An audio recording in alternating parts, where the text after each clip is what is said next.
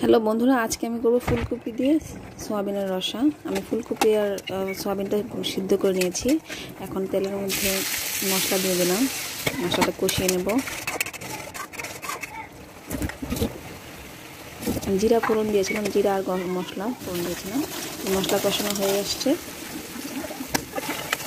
তেলটা ভেসে উঠেছে। এখন আমি সবজিগুলো দিয়ে দিলাম, ফুলকপি, আলু আর সয়াবিন দিয়ে। এটা এখন জাল হয়ে আসছে অনেকটাই।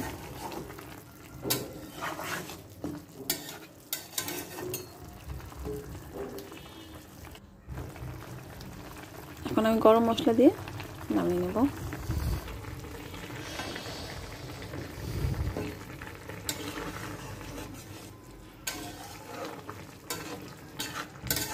জাল হয়ে গেছে।